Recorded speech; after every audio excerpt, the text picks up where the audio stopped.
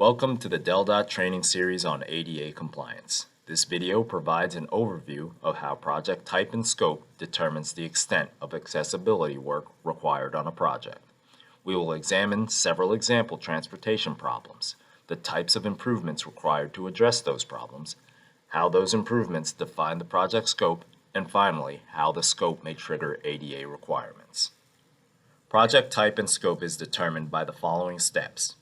Step 1 is determining the transportation problem. Step 2 is developing the proposed solution to that problem. And Step 3 is applying the prevailing laws and regulations to further define what work must be done under the project. The scope is often expanded by various laws, rules, and regulations that govern the proposed activities shown in the plans. The extent that a project is required to include pedestrian facilities is directly related to the type and location of work being performed and which laws and regulations apply. For instance, the implementing regulations for the ADA require that if the scope of work alters a pedestrian facility, it must be made usable and accessible to persons with disabilities to the maximum extent feasible. The U.S. Department of Justice and U.S. Department of Transportation define the term alteration as a change that affects or could affect the usability of all or part of a building or facility. Alterations of streets, roads, or highways include activities such as reconstruction, rehabilitation, resurfacing, widening, and projects of similar scale and effect. Maintenance activities on streets, roads, or highways, such as filling potholes, are not alterations. The term resurfacing includes many types of roadway treatments, many of which are maintenance activities. Resurfacing can be considered an alteration or maintenance depending on whether it would impact accessibility or usability of pedestrian features. If the proposed work is considered an alteration, the scope of the project must include making the affected pedestrian features accessible. According to the U.S. Department of Transportation, the resurfacing activities listed on the left side of this chart are considered alterations. Alteration projects must consider ADA requirements as part of their scope of work. The types of resurfacing activities on the right side of this chart are considered maintenance projects.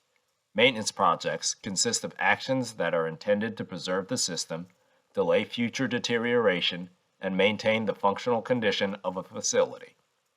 Maintenance projects generally can proceed without making accessibility improvements, provided that the scope of the work does not impact pedestrian features in a way that would result in a lesser level of accessibility. It is important to note that the ADA itself does not require installation of new pedestrian facilities, such as sidewalks and shared use paths, nor does it require addressing obstacles on sidewalks adjacent to an alteration.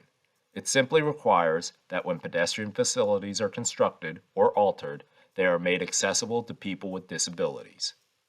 State law, however, does require the installation of new sidewalks in urbanized areas on new and reconstructed roadways if certain conditions are met.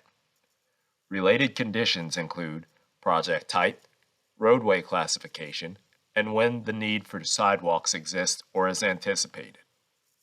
This chart offers guidance regarding the different project types. It shows which ones will likely need to consider ADA requirements where feasible as part of their scope of work. For example, pavement maintenance projects will usually include things like sealing or patching.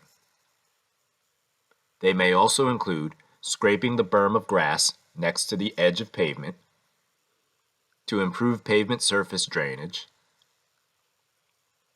The scope of these projects do not usually include impacts to utilities, right-of-way, the environment, or traffic signals.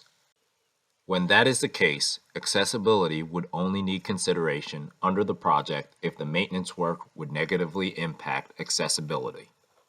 For a resurfacing project, the scope usually includes upgrades to pavement, but not storm drainage systems. The scope sometimes includes guardrail upgrades and adjustment to utility covers, but not utility relocations. Right-of-way acquisition and environmental impacts are typically not within the scope of work, but must be considered when triggered by applicable regulations and federal guidance. For resurfacing projects, accessibility needs to be considered when the pedestrian access route is impacted by the work, such as curb ramps and crosswalks. Adding new sidewalks is normally out of scope. To apply these guidelines, let's look at a common transportation problem. Here we see deteriorated pavement in both asphalt and concrete surfaces.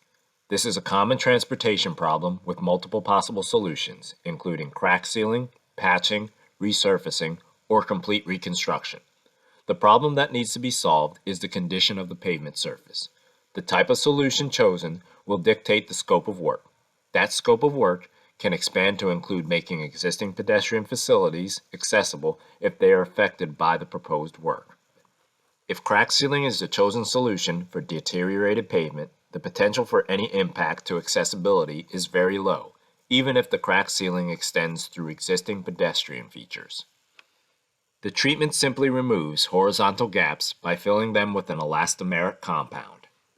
If the deteriorated pavement can be corrected by surface sealing such as chip, slurry, fog, and scrub seals, the need for pedestrian improvements will depend on whether any existing pedestrian facilities are present and whether the proposed resurfacing would affect their accessibility and usability. In most cases, these treatments do not adversely affect pedestrian accessibility. But keep in mind, performing multiple surface seals in the same location could result in a lip or bump where the treated surface meets the adjacent pedestrian features. While rare, such an occurrence is an example of when performing multiple maintenance treatments in the same location might result in the work being considered an alteration-type project, which then requires the project to consider making accessibility improvements such as the adjacent curb ramp seen here. If the solution to our example problem is patching, it is generally considered a maintenance activity and exempt from ADA requirements. For example, if the utility trench work is limited to a portion of the pavement, even including a portion of the crosswalk, repaving necessary to cover the trench would typically be considered maintenance and would not require simultaneous installation or upgrading of curb ramps. When the trench is repaved, the work must not result in a reduced level of accessibility. The ADA requires the surface of the patch be made smooth, firm, stable, slip-resistant, and free of vertical discontinuities. Sometimes concrete pavements require full or partial depth patching. If this work occurs within pedestrian facilities, accessibility needs to be maintained or restored to the maximum extent feasible. The pass manual requires no horizontal gaps greater than a ½ inch and no vertical differences greater than a ¼ inch within the pedestrian access route.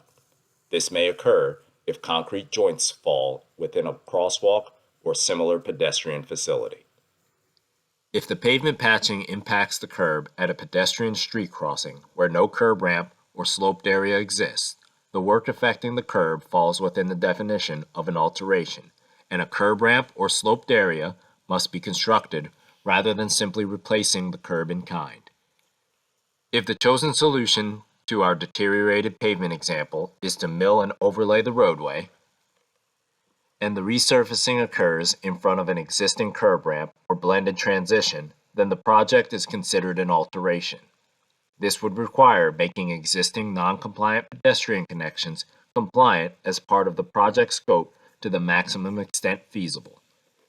Here we see an example where paving extended across curb ramps. The curb ramps were replaced and made compliant as required. If no pedestrian facilities exist, as is often the case in rural areas, the paving operation is not considered an alteration project under the ADA because no pedestrian facilities are impacted. In this example, the problem being solved is the condition of the pavement surface, not lack of pedestrian facilities. Neither the ADA nor state law requires the construction of new pedestrian facilities in rural locations. For this example, the project scope is limited to just completing the paving. If a roadway resurfacing project does not span the full width of the road, pedestrian connection upgrades may still be required on both sides of the road. For example, if the resurfacing work affects a pedestrian crosswalk, even if it is not the full roadway width, the pedestrian connections at both ends of the crosswalk must be made compliant. Stopping the paving work just short of the barrier curb or a non-compliant curb ramp does not avoid the need to install an ADA-compliant pedestrian connection. Paving limits should not be manipulated to avoid ADA obligations when resurfacing a roadway. For example, setting resurfacing limits to intentionally avoid paving in front of locations where ADA-compliant curb ramps would otherwise be required is a circumvention of ADA obligations. In this location, the pavement joint is properly placed after the crosswalk. The paving work extends across the curb ramps, which triggered their replacement as part of the project. The paving limit was not intentionally stopped short of the crosswalk to avoid replacing the curb ramps. DelDOT is expected to make existing pedestrian connections ADA compliant unless physical site constraints make it impractical. Physical site constraints include such things as topography, adjacent structures, and right-of-way availability. If the scope of work alters a non-compliant accessible feature and DelDOT does not own sufficient right-of-way to make the application compliant, it must seek to acquire the necessary right-of-way to make the altered element compliant. Ancillary work, like utilities and drainage, are not within the practical project scope of work for resurfacing type projects. What is considered practical will be determined on a project scope and location-specific basis. In all cases where compliance is not feasible, compliance is required to the maximum extent practical and must not make the existing features worse for pedestrian usability or accessibility. Reconstruction projects, as seen here, are also alterations under the ADA. They utilize an existing roadway alignment and often include full-depth pavement replacement and roadway widening. ADA-compliant pedestrian connections are required to be installed at the affected street crossings to comply with federal requirements. Additionally, state law may require addition of new sidewalks if the various conditions under Title 17 of the Delaware Code are met. Under the ADA, any sidewalks installed must be made accessible. The scope of work often includes acquisition of property rights, utility relocation, drainage improvements, earthwork, and regrading. The reconstructed roadway is expected to meet all required design standards. From an ADA perspective, any activities included in the project scope, such as right-of-way acquisitions and utility relocations, are also expected to be performed, if necessary, to install ADA-compliant pedestrian features. Here is an example of a new roadway construction on new alignment. Opened in September of 2017, the POW MIA Parkway was required to be designed in conformance with all design standards. Design exceptions on new roadway construction, including the ADA requirements, are rarely granted. The scope of work on new roadway construction projects will be comprehensive. Stakeholder involvement will force the project to balance impacts, costs, and benefits across the various community groups and interests. That process, typically captured in the NEPA document, will determine where the new roadway alignment lands and will often expand what becomes part of the project scope. If the new roadway is a connector-type roadway with at-grade intersections, new pedestrian facilities will need to be considered. Once determined to be in the scope, pedestrian facilities are expected to be made fully compliant with the ADA. Deviations from the department's accessibility standards should be rare and must be properly documented. For new controlled access highways, pedestrian facilities are specifically excluded and would not normally become a part of the project scope. Note: the pedestrian facilities provided at the Toll Plaza office building and parking lot are subject to architectural standards for accessibility and outside the scope of the DelDOT Pass Manual. We hope you found this video helpful in explaining when accessibility work needs to be part of the project scope. This video covered the most common types of projects and elements that make up the scope of work.